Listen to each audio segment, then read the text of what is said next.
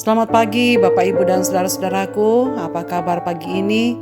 Harapan dan doa saya bahwa kita semua sudah bangun dengan sehat, penuh sukacita dan damai sejahtera untuk melanjutkan kehidupan kita di hari ini. Senang sekali kita berjumpa kembali kita di acara Renungan Pagi edisi 25 November 2022. Biarkanlah kita memulai aktivitas kita di hari ini saudara sekalian dengan firman Tuhan sebagai pemandunya. 2 Samuel pasal 2 ayat 29 sampai pasal 3 ayat 1. Semalam-malaman Abner dan orang-orangnya berjalan melalui Araba Yordan, menyeberangi sungai Yordan, berjalan terus hampir sepanjang siang, lalu sampai ke Mahanaim. Ketika Yoab berhenti memburu Abner dan menghimpunkan seluruh rakyat, ternyata 19 orang dari anak buah Daud hilang termasuk Asahel. Tetapi anak buah Daud menewaskan dari suku Benyamin, dari orang-orang Abner 360 orang. Mereka mengangkat mayat Asahel dan menguburkannya di dalam kubur ayahnya di Betlehem. Kemudian berjalanlah Yoab dan orang-orangnya semalam-malaman itu dan sampai ke Hebron ketika hari sudah terang. Peperangan antara keluarga Saul dan keluarga Daud berlarut-larut.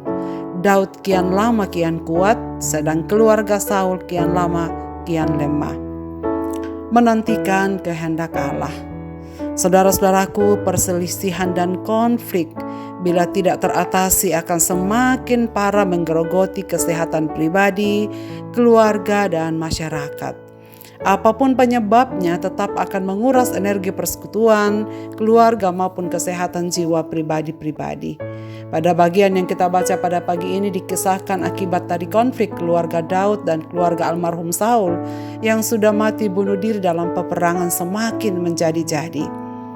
Hal ini dimulai dari Abner panglima Saul, bermaksud menobatkan Isi-Boset anak Saul, satu-satunya yang terluput dari perang itu dan menjadi hidup. Ia menjadi raja menggantikan Saul. Abner melakukan apa yang sudah menjadi tradisi di daerah itu, yaitu raja digantikan oleh anaknya. Namun mungkin ada maksud terselubung dalam tindakan Abner, yaitu ia mencari tempat bergantung untuk jaminan masa depannya kelak.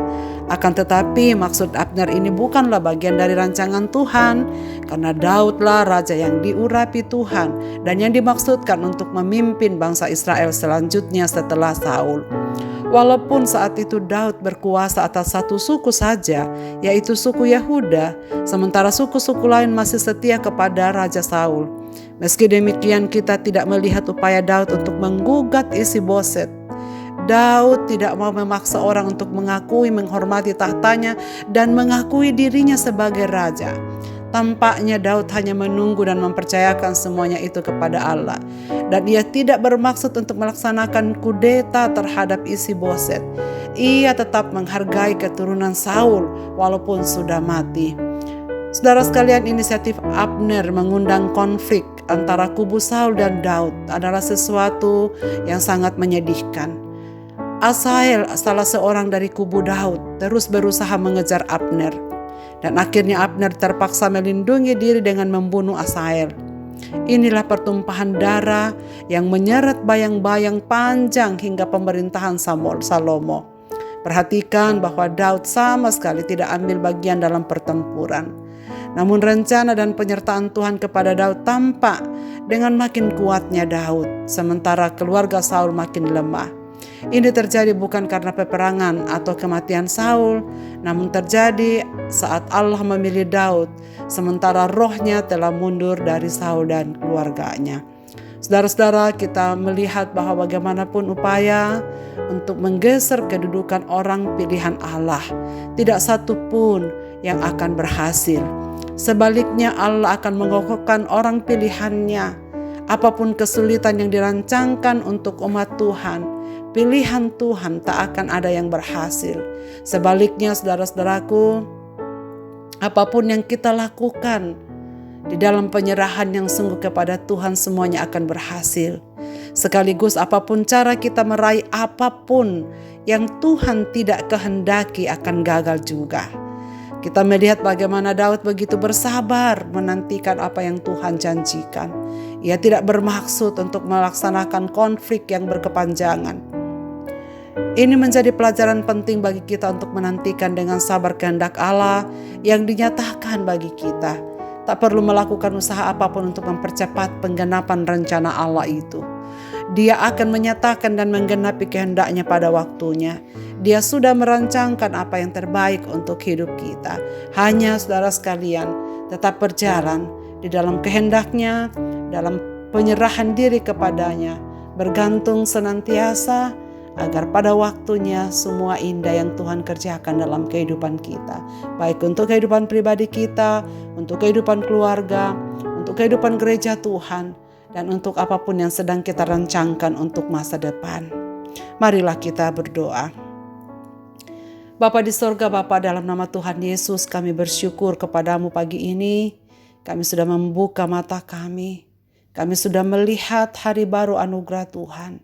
Dan kami percaya bahwa kasih-Mu tiada berkesudahan bagi kami untuk menyertai kami dalam berjalan di sepanjang hari ini. Bapa, terima kasih banyak untuk tuntunan firman-Mu. Biarlah kami tidak terus-menerus memelihara konflik, bahkan mengadakannya. Tolonglah kami Bapa supaya sesegera mungkin menyelesaikan jikalau ada sesuatu yang kurang beres antara hubungan kami dengan orang lain, kepada saudara, keluarga, rekanan kerja, dan siapapun, supaya kami semakin membangun satu hubungan yang berkenan kepada Tuhan.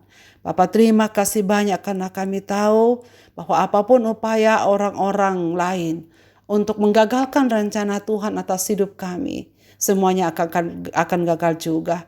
Karena Tuhan ada di pihak kami telah merancangkan apa yang terbaik untuk kehidupan kami. Dan kehendak-Mu yang terbaik telah Engkau lakukan bagi kami, akan Engkau lakukan bagi kami, dan Tuhan akan lakukan seterusnya bagi kami. Dan karena itu Tuhan ajarlah kami untuk menaruhkan hidup kami, hidup anak-anak kami, hidup keluarga kami, hidup masyarakat kami ke dalam tangan pimpinan Tuhan.